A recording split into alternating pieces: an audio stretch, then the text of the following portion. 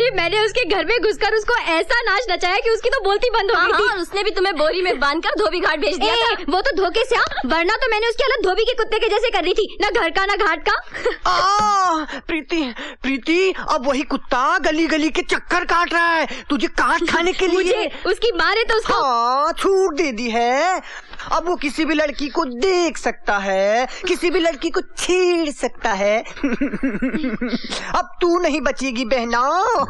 क्या? हाँ, अब तो उसका खुल गया है लॉक आउट, वो तेरी जिंदगी में कर देगा ब्लैक आउट। नहीं। हाँ, मैं तो कहती हूँ अपने कमरे की खिड़की दरवाजे सब बंद कर दो। आज की रात बड़ी खतरे की लगती है। उई माँ, मैं तो चलती हूँ, कहीं मैं भी लपेटे में ना आ जाऊँ। हाँ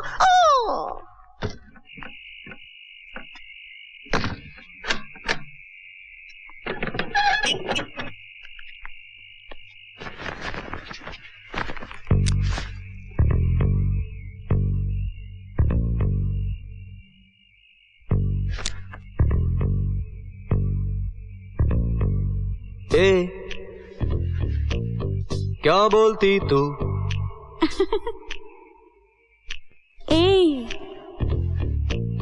क्या मैं बोलूं? सुन सुना? आती क्या खंडाला? क्या करूं? आगे मैं खंडाला। घूमेंगे फिरेंगे नाचेंगे गाएंगे ऐश करेंगे और क्या। क्यों छमिया, कौन सा गाना गा रही थी? मैं हूँ तेरे प्यार में पागल, जाने जा। अभी गा अभी गा। राज, टीना, टीना। हाँ, जरा अंदर झांक के देखो हसीना, मुश्किल हो जाएगा जीना। हाँ,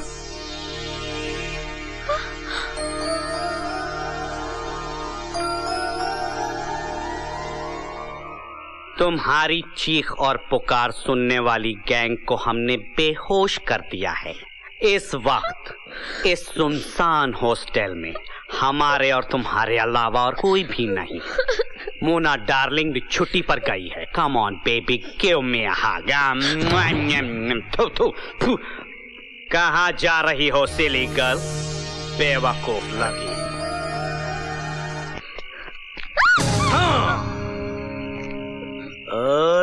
कहाँ जा रही हो बेबी? मैं तेरा खून पे जाऊंगा। प्रीति जी रुक जाइए, मैं थक जाऊंगा। प्रीति जी आप पीटी उषा क्यों होती जा रही हैं? प्रीति जी कहाँ हो? हाय हाय हाय हाय।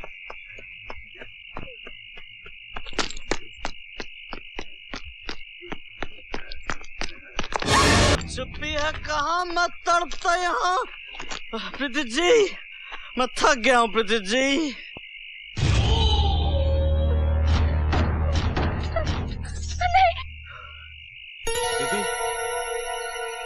प्रीति प्रीति, मैं मजाक कर रहा था। प्रीति प्रीति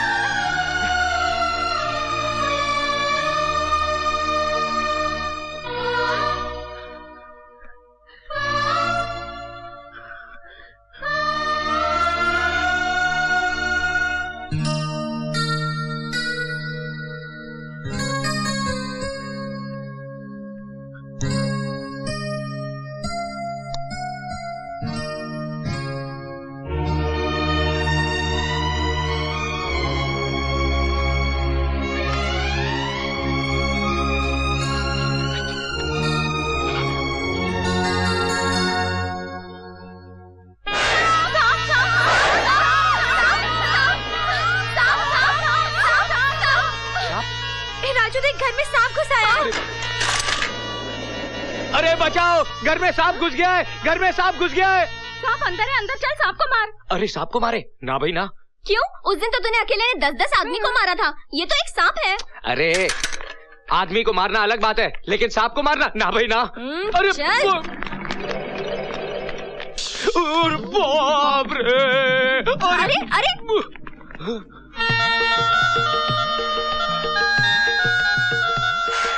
साहब जी, ना हमारी आपकी दुश्मनी है, ना आपकी हमारी दुश्मनी है। हमारी इज्जत का सवाल है, बाहर कन्याएं खड़ी हैं। देखिए, हम आग बंद कर लेते हैं, आप खुद ही चले जाइए। चले जाइए साहब जी, चले जाइए। साहब जी, आप चले गए?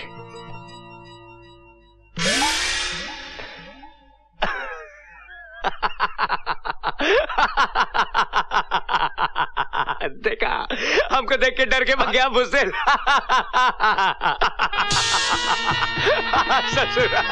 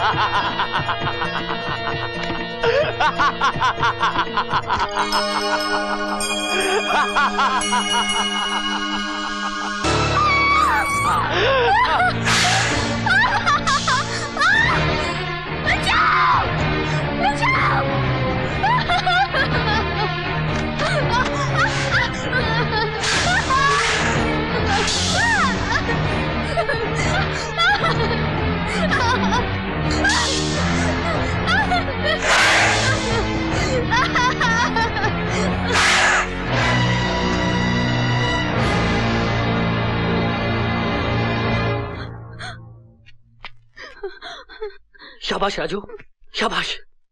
तुमने हमारी भतीजी की जान बचाई, इसलिए हम तुम्हें ये 5,000 रुपए बख्शिश के तौर पर देना चाहते हैं। साहब, जिंदगी अनमोल होती है। अगर आज मेम साहब को कुछ हो जाता तो हम अपने आप को कभी माफ नहीं कर पाते।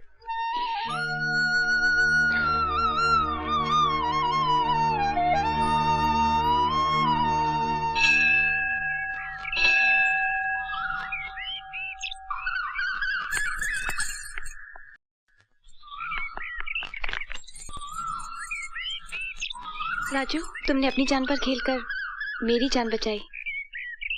जानते हो क्यों? हाँ, मालिक और नौकर का जो फर्ज होता है, मैंने वही निभाया। अगर वो फर्ज निभाते तो बख्शीश भी जरूर लेते। तुमने मालिक और नौकर का नहीं, बल्कि मोहब्बत का फर्ज निभाया है। राजू, बस मेम साहब, बस। समुंदर भी अपनी मर्यादा नहीं तोड़ता, साहिल तक आकर रुक जाता है। आप भी अपने कदम रोक लीजिए मेम साहब। कदमों को तो रोक लो, मगर अपने मन को कैसे रोकूं, जिसने मन ही मन तुम्हें अपना सब कुछ मान लिया है। समझने की कोशिश करो मेम साहब, मैं बहुत छोटा, बहुत गरीब आदमी हूँ। तुम्हारा भोलापन, तुम्हारी सादगी, तुम्हारी अच्छाई मेरे लिए दुनिया की सबसे अनमोल दौलत है। और फिर औरत अपने पति में एक अच्छा इंसान ढूंढती है जो उसे प्यार दे सके, उसे समझ सके, मरते दम तक उसका साथ निभा सके। आदमियों की भीड़ में मुझे वो इंसान तुम्हें मिल गया है राजू। प्यार ने तुम्हें अंधा कर दिया है, सच्चाई को तुम्हारी आंखें देख नहीं पा रही। मेरे इस प्यार को अपने मन से मिटा दो मेम साहब, और भूल जाओ मुझे। मैं जानती थी तुम्हारा यही जवाब होगा। अब मेरा जवाब ही सुन लो। मैं तुम्हारा नाम अपने मन से नहीं मिटा सकती, खुद को मिटा सकती हूँ। देखना है तो देखो, प्यार में मरने वाले कैसे मिटते हैं।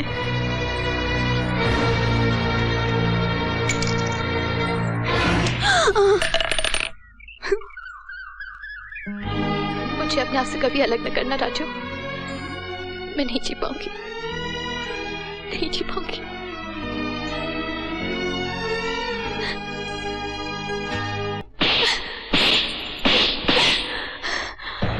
फिर तूने मेरी कसम तोड़ी दी ना? कौन सी कसम तोड़ी माँ? तूने ही तो कहा था कि मैं आजाद हूँ। लेकिन तूने मेरी बात पूरी सुनी ही नहीं।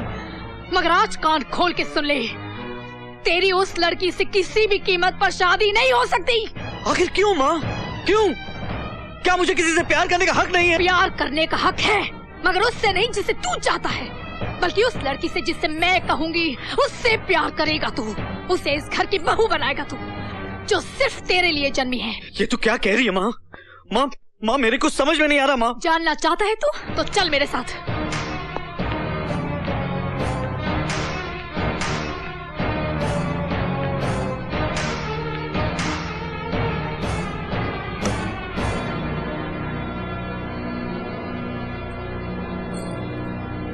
ये तेरे पिताजी हैं। ये तेरी माँ है।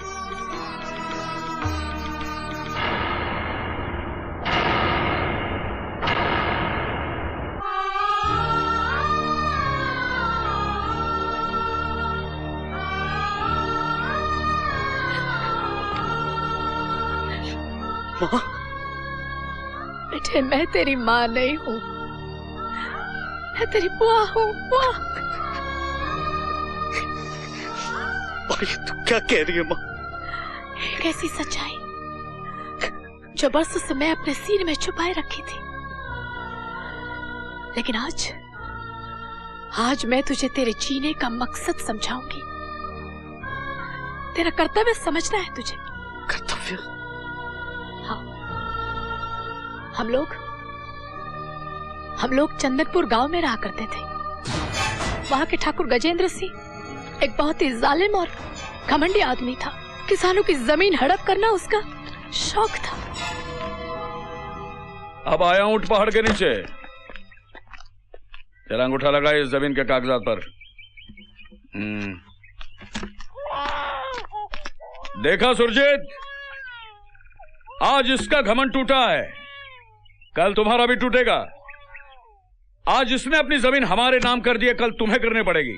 मेरी जिंदगी मौत के नाम हो सकती है ठाकुर, लेकिन मेरे पुरखों की जमीन तुम्हारे नाम नहीं हो सकती। सुरजीत, उस जमीन पर फैक्ट्री बनाने का बहुत पुराना सपना है मेरा, इसलिए वो जमीन का टुकड़ा मैं किसी भी कीमत पर हासिल करके रहूंगा। मेरे शरीर के 1000 टुकड़े भी हो जाए ना, तब भी तुझे उस जमीन का टुकड़ा नहीं मिलेगा ठाकुर। देखना सुरजीत, एक दिन आएगा मैं तेरे घमंड के टुकड़े टुकड़े कर दूंगा और तेरी जिद के भी टुकड़े टुकड़े हो जाएंगे। और उसी ठाकुर गजेंद्र के छोटे भाई मंजीत से मेरा प्रेम था। इस बात की खबर न भैया को थी और ना ही ठाकुर गजेंद्र को। लेकिन जैसे ही ठाकुर गजेंद्र को हमारी मोहब्बत का पता चला, उसने मंजीत की शादी कहीं और तय कर दी।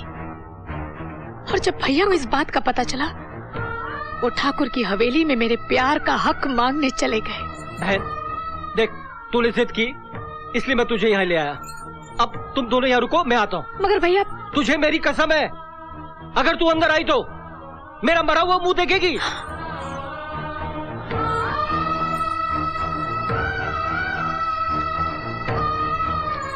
भाभी